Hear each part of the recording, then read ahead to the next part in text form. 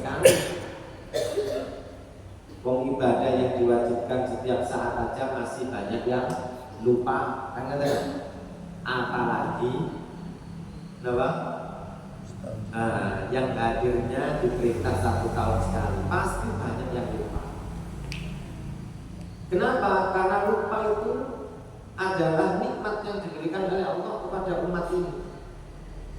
Hamba Allah yang namanya manusia justru dengan sifat rupanya itu adalah satu kenikmatan. Makanya karena punya sifat rupa, kita harus terus tidak bosan, tidak berhenti untuk mempelajari ilmu yang kita pakai setiap hari beribadah. Jangan bayangkan sendiri, jika kita tidak dikasih oleh Allah nikmat rupa, koyok ini, kaki pulau, koyok mati mai gak mentolo, mana saja? Koyok, napa? Langsung diiling, pas sing diiling terus, pas sing jember, akhirnya napa? Makan pun tidak nikmat. Ada orang yang mengingat, sing diingat terus, yang menakutkan. Akhirnya hidupnya diboten tenang. Wedi dok. Karena apa? Tidak diberi sifat rupa oleh Allah. Karena dikasih oleh Allah sifat rupa, nikmat kita jadinya.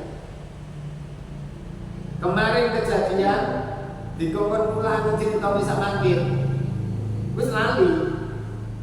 Sing diingat mek setengah-setengah. Nah, itu kenikmatan dari Allah. Makanya dalam syariat kemudian setiap kejadian itu butuh saksi. Kenapa? Satu orang nggak cukup karena sifat rupa dan seterusnya. Nah, termasuk ibadah yang akan kita hadapi yaitu penyembelihan binatang kurban. Ini hadirnya 1 tahun sekali. Ibadah kurban itu adalah ibadah yang niatnya khusus, taqarruban ila Allah. Jadi ibadah kurban itu adalah penyembelihan binatang yang khusus niatnya untuk mendekatkan diri kepada Allah. Karena peristiwa atau yang mendasari peristiwa kurban ini adalah apa yang diamalkan oleh Nabiullah Ibrahim. Nabiullah Ibrahim melakukan penyembelihan putra terkasih beliau karena melakukan perintah Allah. Semata-mata hanya taqarruban ilallah, berkurban nopo wae yang diinginkan oleh Allah dilakukan oleh Nabiullah Ibrahim. Diserahkan putra yang paling dicintai, wong jadi putra ini disitau. Namun abote dipikir abot sebagai manusia, tapi harus dilakukan karena beliau adalah hamba yang taat. Maka yang beliau lakukan hanya taqarruban ila Allah. Itulah sebagai niat orang berkurban sampai sekarang. Kemudian penyembelihan binatang kurban itu kita urut.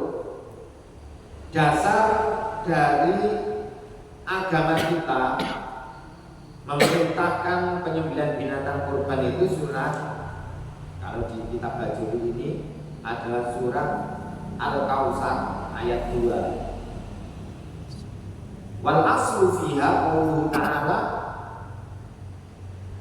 fasholli li rabbika wanhar. Ai sholatal Aid wan nahri al-udhiyata binaan ala ashhur.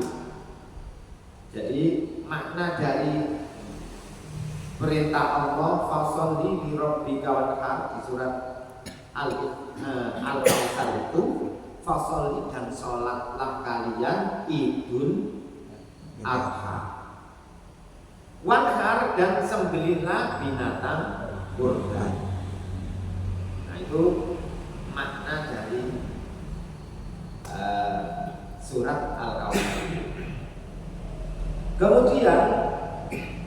itu menjadi syariat, maka harus dikumpulkan menjadi satu kajian yang bisa dipelajari menjadi satu ilmu yang terstruktur. Ketika penyembelihan binatang kurban itu menjadi syariat, berarti kan harus diatur, punya tata caranya untuk melakukannya. Sebagaimana kita sholat, ya harus diatur, nggak boleh sembarangan melakukan. Pokoknya jungkar-jungkir, pokoknya norok buntek, pokoknya ningali ditiru, tidak. Harus dimengerti, harus dipelajari, harus dipraktekkan dan ditafsir oleh gurunya. Kurban pun begitu. Mulai awal bahwa niat kurban itu adalah nawaitul udhiyata al-masnunata lillahi ta'ala. Ini jika niat kurban sunnah. Nawaitul udhiyata al-masnunata lillahi ta'ala. Au nawaitul ada as-sunnatit tadhiyah lillahi ta'ala. Sama. Itu untuk niatnya. Ini bisa kita jumpai di kitab-kitab para ulama mengajari kita niat seperti di kitab Ya'an Al-Tolibin. Ini sebenarnya sudah saya rangkumkan di kitabnya juga. Saya tulis kitab apa ini, kitab apa ini. Kemudian kurban itu ada dua. Ada kurban wajib, ada kurban sunnah. Apa yang disebut kurban wajib? Kurban wajib itu kurban yang disebabkan ada hal tertentu, sebab nadar, ya, atau sebab dia mewajibkan dirinya sendiri untuk kurban. Jadi tidak nadar, tapi dia mewajibkan dirinya. Pokoknya aku rizkiku pokoknya lancar ini, wajib kanggo aku itu bertahun kurban. Nah, itu juga kurbannya menjadi kurban wajib. Kalau nadar jelas, aku nadar, nek aku hasil untuk bisnisku, kalau hari ini aku kurban lembu. Nah itu wajib berarti.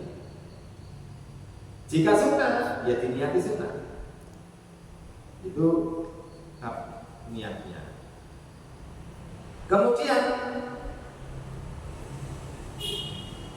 dalam binatang kurban wajib, kurban yang wajib yang sudah ditentukan atau ditunjuk sejak permulaan sebab nadar udhiyah muayyana ibtidak bin nabur, karena hewan kurban telah lepas dari hak milik nadir.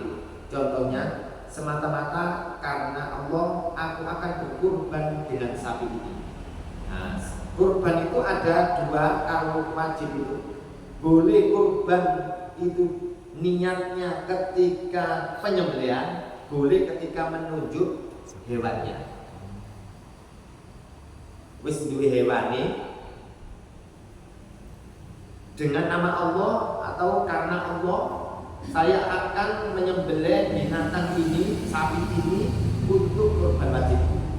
Itu sudah jadi niat. Artinya ketika besok penyembelihan tidak diniati pun sudah sah, sebab niatnya sudah. Nah ini niat kurban wajibnya. Kemudian ada itu yang kurban wajib yang tidak harus niat ketika penyembelihan. Wajib niat. Sekarang ada kurban wajib yang wajib niat ketika penyembelihan atau ketika menentukan menunjuk binatang kurban dalam kurban wajib sebab nazar hakiki dalam tanggungan udhiyah wajibah bitahyin amma fidimah. Contohnya, karena Allah atas diriku penyembelihan binatang kurban. Yang kedua ini wajib niat ketika disembelih. Kenapa?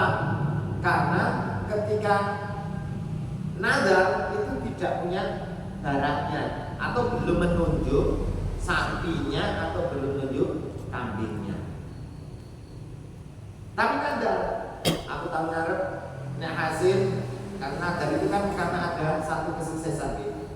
Nah, karena ada sesuatu yang membuat mereka bahagia, kemudian ada nadarnya karena Allah. Kalau ngarep penjene aku sukses, hasil iki aku nadar nyembelih lembu. Lo kan belum punya lembunya. Berarti ini wajib apa? Nah, niat waktu penyembelihan. Tapi jika nadarnya sudah punya, wis nyingu apa? Sapi. Ini aku nadar sapi iki mben tak boleh kanggo aku. Nah, ini berarti sudah besok penyembelihan tidak usah dunia.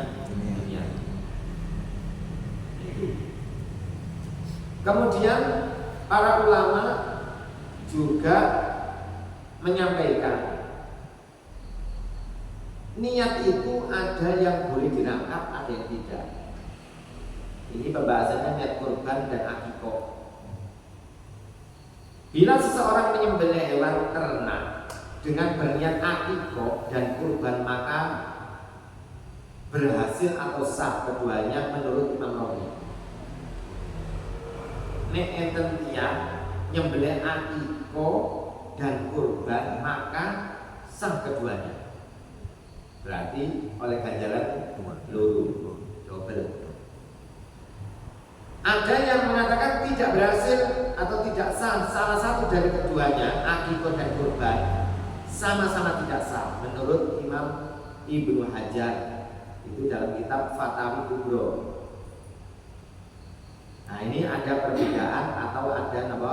Khilaf. Jika ada khilaf, yang paling bagus apa? Ulama memandu kita al-khuruju minal khilaf Allah. Keluar dari perdebatan itu lebih baik. Apa maksudnya? Ya niate dhewe. Gak usah di double. Sebab khilaf double. Orang sih mengatakan sah, ada yang mengatakan tidak sah. Itu apa namanya, supaya tidak ada pertanyaan. Kalau puasa boleh. Puasa boleh. Jadi puasa yang boleh itu begini. Jika orang puasa sunnah, satu puasa niate double telu, itu sah semua. Nek puasa apa puasa gitu. Tapi nek puasa fardu boten sah. Fardu jadi niate satu fardu. Tapi nek sunnah pas ketepaan ayamul bid, ketepaan hari Kamis, ketepaan kok bulan Rejab. Lho, oleh itu ngene tak niat itu. Poso Rejab yo pas ayamul bid tanggal 13, 14, 15 yo pas dina Kamis. Lho, oleh sunnah telu sing dilampahi setunggal. Nah, ini beda bab puasa, ini tidak khilaf. Tapi nek akikoh dan kurban jika didobel itu khilaf. Maka yang baik khuruju minal khilaf, keluar dari perdebatan khilaf itu.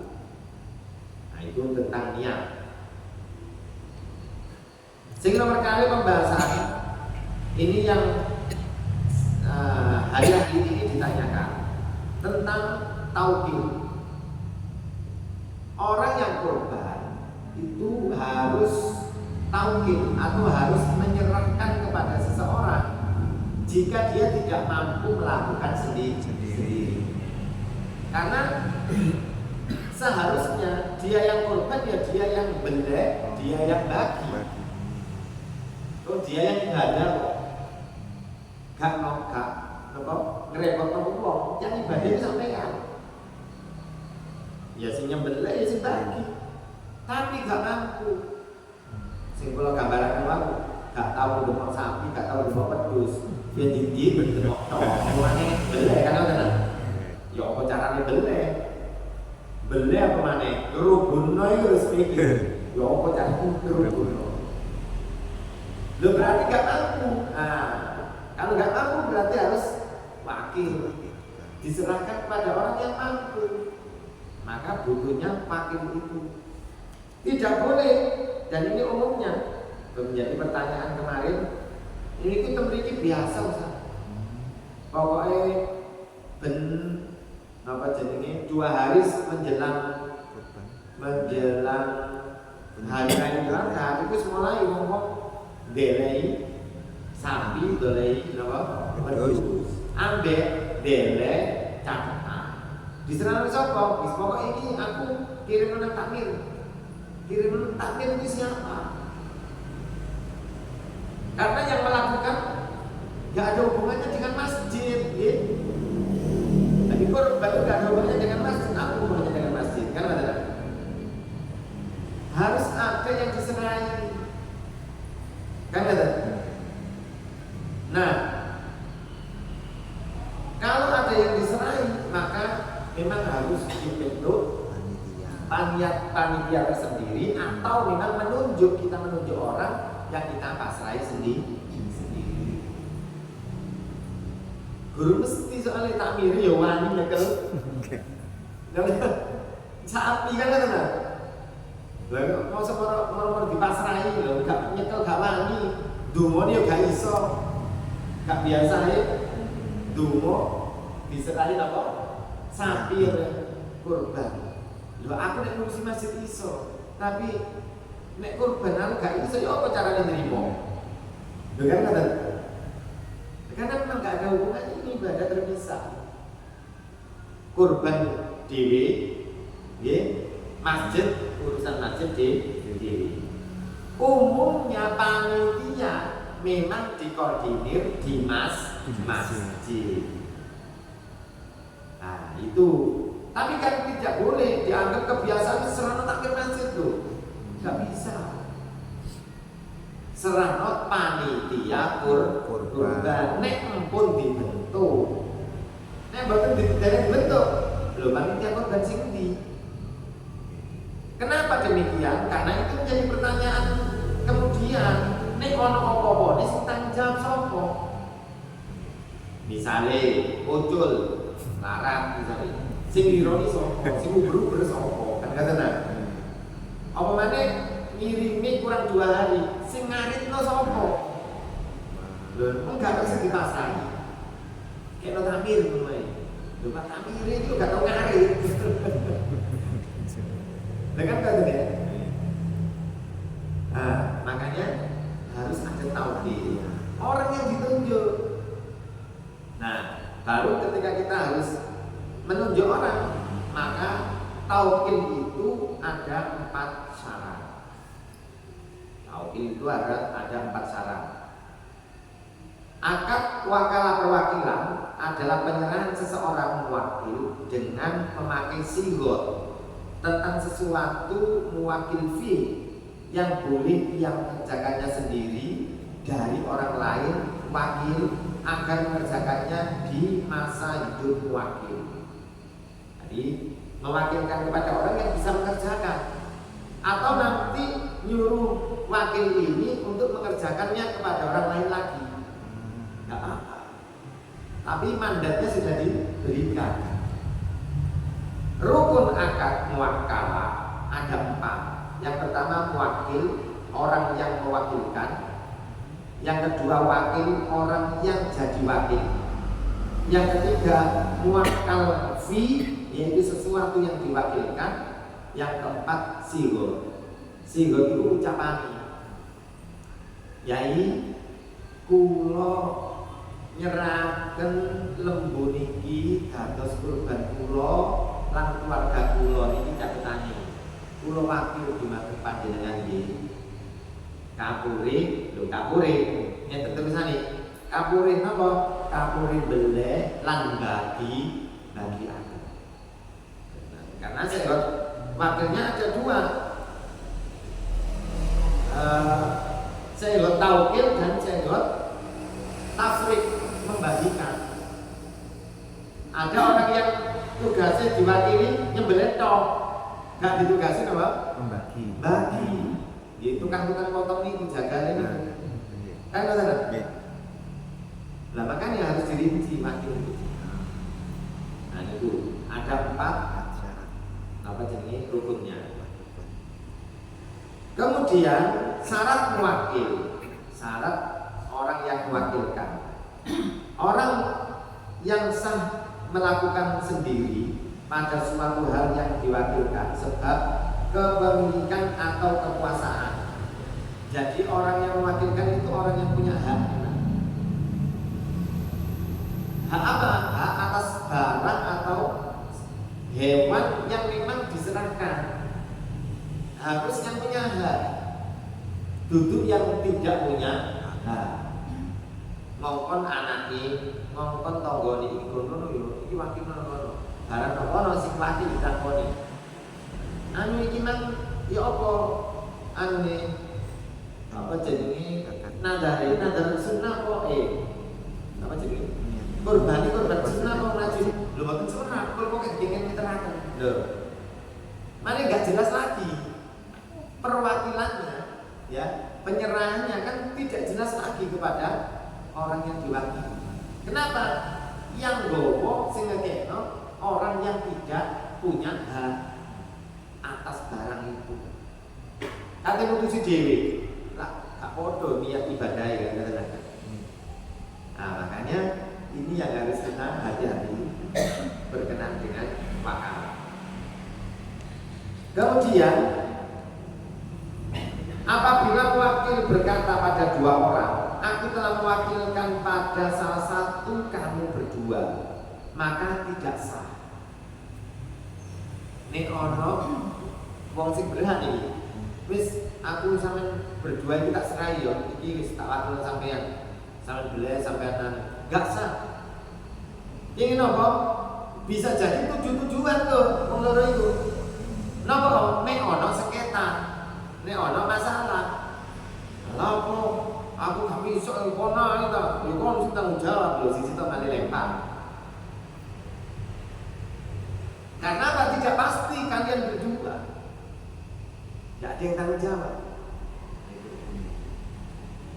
Apabila wakil berkata, aku telah mewakilkan padamu dan setiap muslim dalam penyembelih dan membagikan hewan kurban sunnah ini pada para fakir miskin, maka sah. Beda nih, beda. Aku telah mewakilkan kepadamu, berarti ada orang yang disebut. Dan para muslim yang lain berarti orang yang akan diajak membantu. Untuk apa? Menyembelih dan membagikan. Ya ini akad yang sah. Nyerahkan ini jelas. Nah, ini apa jenenge? Menurut Imam Rabi, Imam Khatib itu semua sah. Imam Ibnu Hajar juga sah. Syarat suatu hal ini terdapat di dasarnya di khasiat, kemudian di i'anatul talibin. Syarat suatu hal yang diwakilkan ada 3 atau mewakil fi. Syarat sesuatu yang bisa diwakilkan. Barang itu, barang ini nopo sing bisa diwakilkan.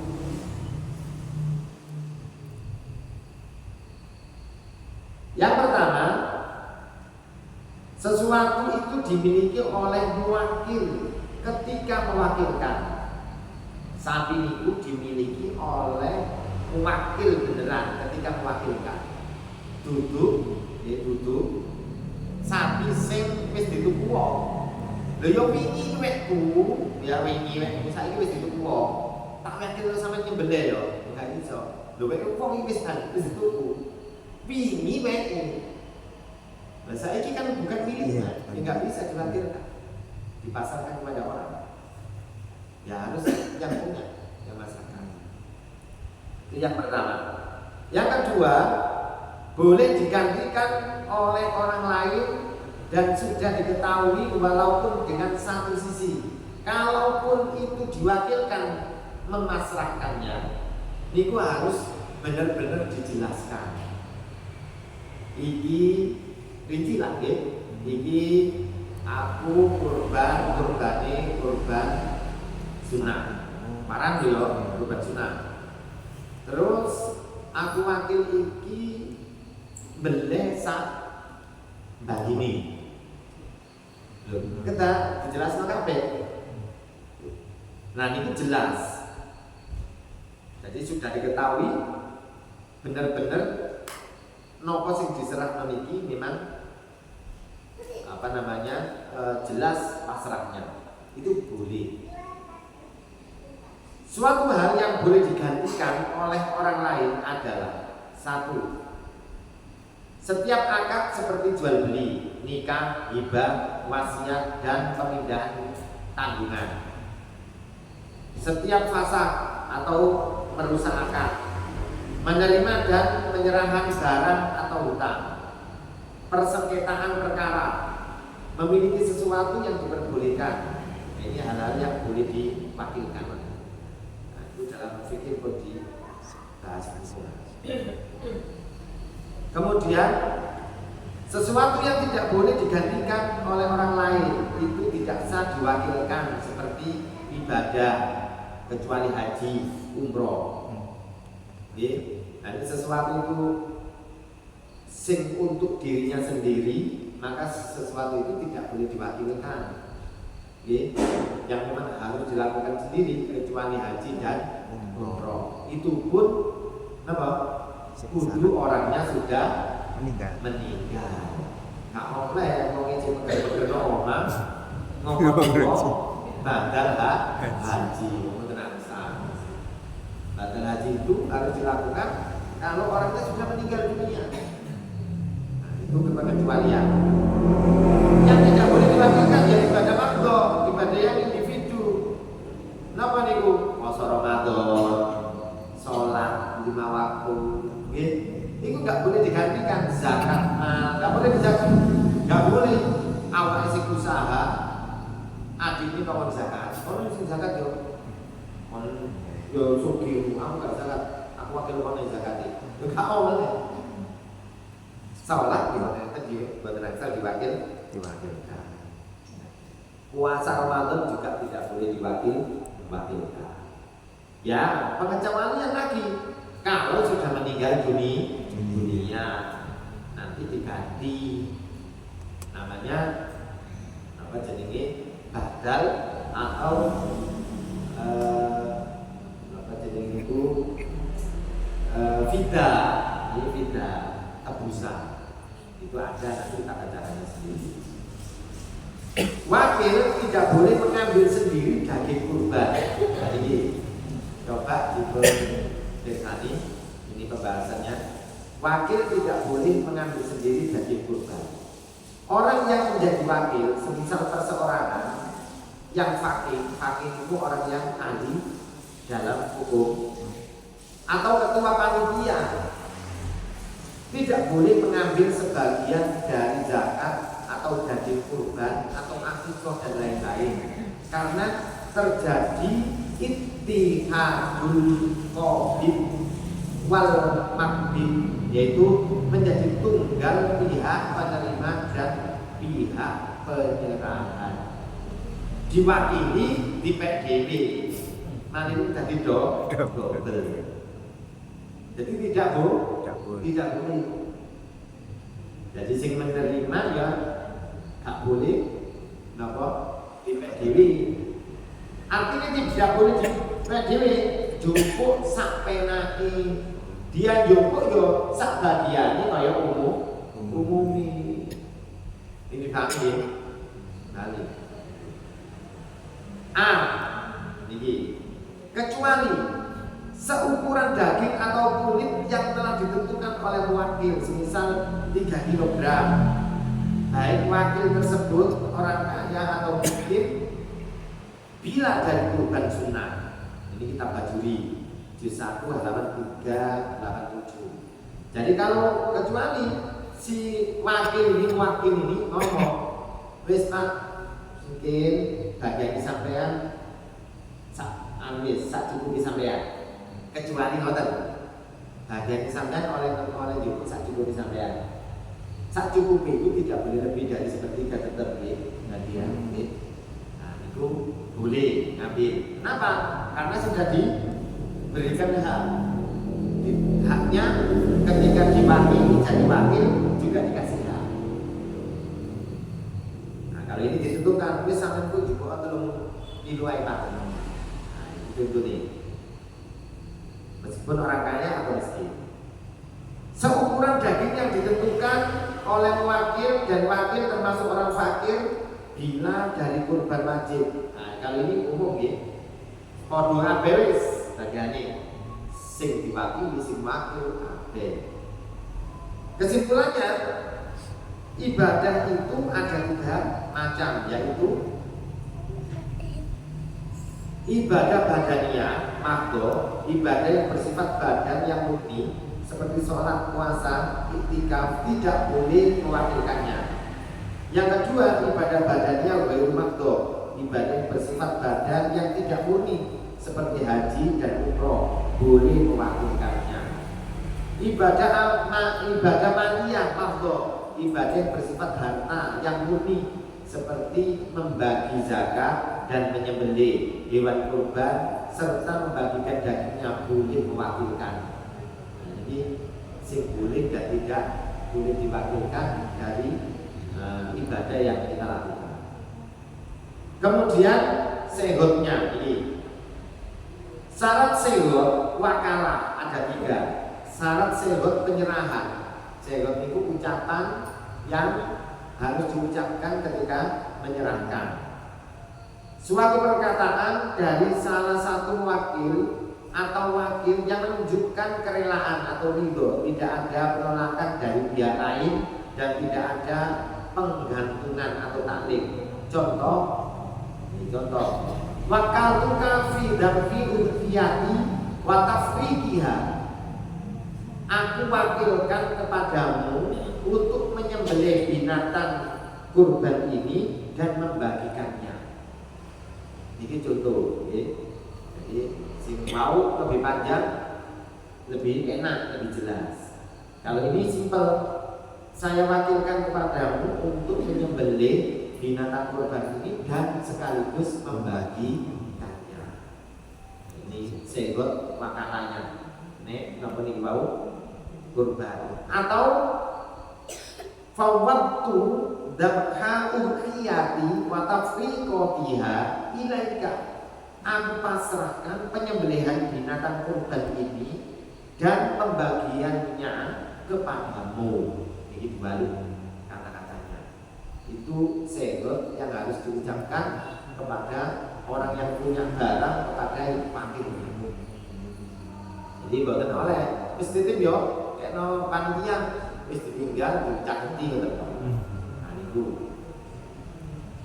Kemudian dijawab kali yang diwakili mobil itu aku menerimanya. Ya kayak jenengan nikah ini kok. Ya jawab mobil itu. Kan ketenan. Jadi mobil itu niku tidak untuk nikah toh. Nggih, jawaban digawe sembarang kali. Dikai ijazah di mobil itu kan ini ya. Diwakili di mobil itu. Diwehi anak wong ya mobil itu kan ketenan.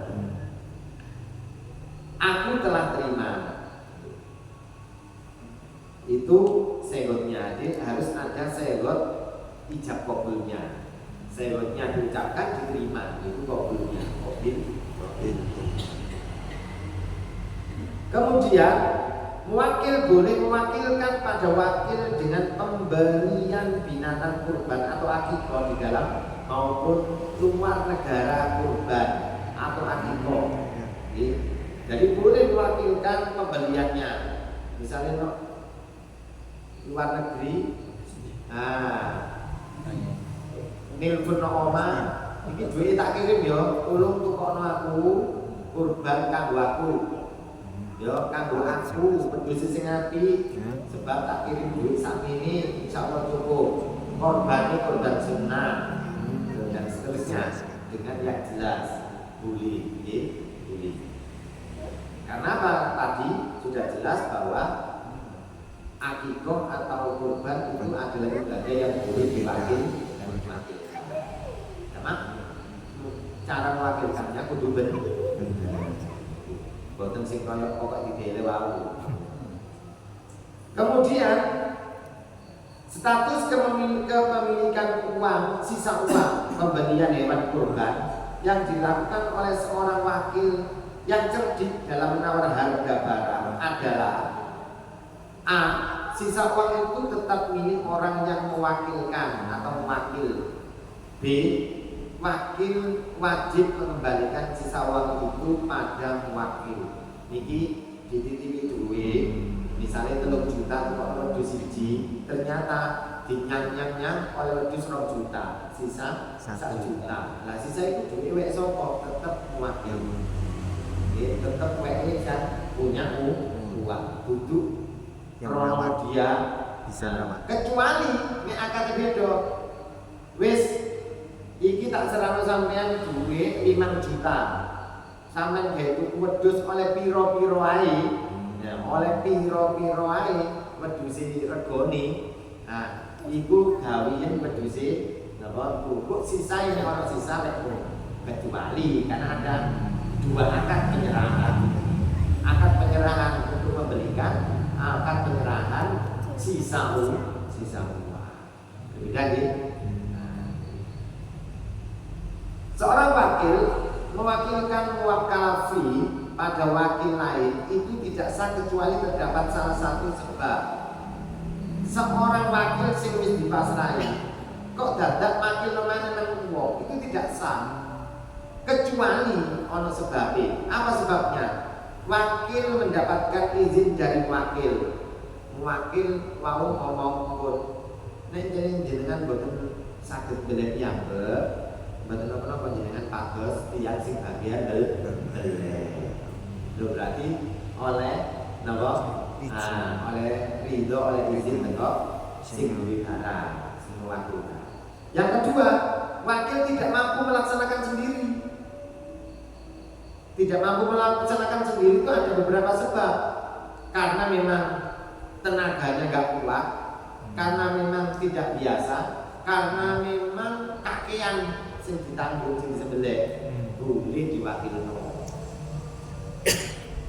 Tapi nanti ada, makanya setelah ini ada akad wakalah dengan ongkos, ada ujurnya. C. Wakil tidak layak melaksanakan sendiri. Ini wow sebab wis tuwek, wis gak layak nyekel gaman yang sederedek ini. Jadi kiai ini nopo ya sing dipasrahi gitu ya. Tapi wis kesepuh nyekel gaman wis gak layak. Jadi boleh diwakil. Wakil mengalami keberatan atau masyarakat yang tidak mampu ditanggung, misalnya ya kurban berjumlah banyak sekali, gak kuat tenggoni. Jumlah hewan misalnya 10 sapi, biasanya boleh 2 sapi, saya diduwai 10 sapi, waktu sing 8 diwakili oleh boten napa. Bun, iku mak wakalai. Sekarang akad wakalah dengan ongkosnya, tapi pun ada. Insya Allah kita lanjutkan satu ngaji, bilang satu ngaji saja. Nah, nanti kita tinggal 2 pembahasan yang pokok, yang lainnya kita nanti tanya jawabnya. Pokoknya niku wakalahnya selesai, ada wakalah yang harus memang ada ongkosnya, kemudian barang-barangnya yang harus